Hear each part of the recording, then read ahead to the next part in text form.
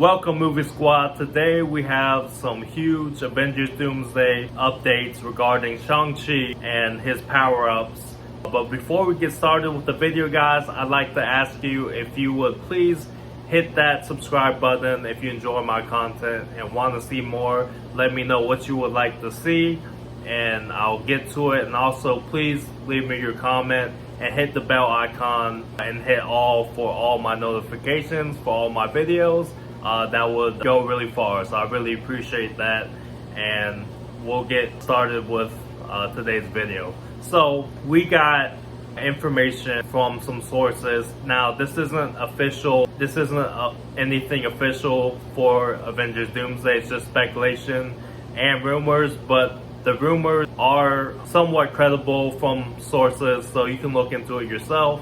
But there was some concept art that was shown for Shang-Chi and his power-ups, and if you see the concept art, you can see that he has his duplicates, his clones, and there's multiple Shang-Chi, and they all have glowing blue eyes, and that's really cool. And it said in the description and the more details that got out were talking about how the 10 rings will allow Shang-Chi to have these duplicate powers, this cloning powers, to allow him to duplicate himself with the full power, the 10 rings, and that just gives them more powers and more abilities to keep up with the rest of the crew to defeat Doctor Doom. So that'll be really cool to see. I think it's awesome that we're finally getting more updates about Avengers Doomsday and Shang-Chi's involvement specifically, because I've been saying for a long time they've really been sleeping on his character. He was one of the greatest characters and had the best movie, in my opinion, since the Infinity Saga ended after Endgame. So the reason he hasn't shown up is there's a lot of other issues that Marvel had to deal with. We'll just say that for now. And now we're finally getting him in Avengers Doomsday and Secret Wars, and hopefully, my hope is that we'll see him continue to the Mutant Saga in Phase 7. That should be a done deal, but you never know. Sometimes things happen, but that would be a disaster if he doesn't make it to Phase 7, because they haven't built up his character at all.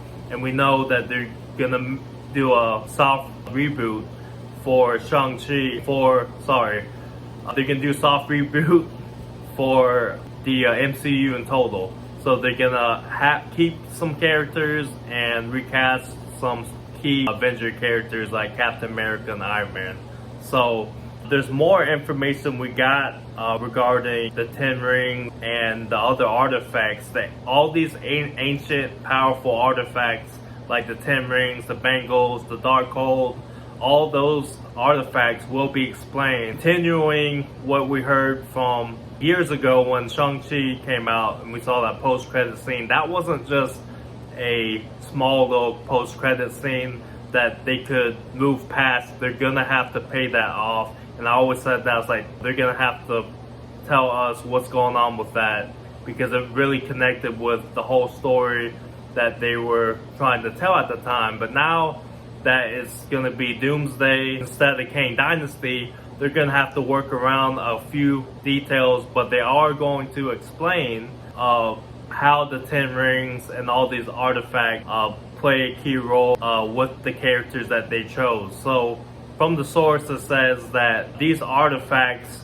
were sent to these heroes for a reason, and we don't know who, but somebody gave it to them or made sure it got into their hands for this upcoming war with not Kang. It was gonna be Kang, but it's Doctor Doom, and we'll just have to see how that plays out. But man, I'm so excited to see what they do with this movie.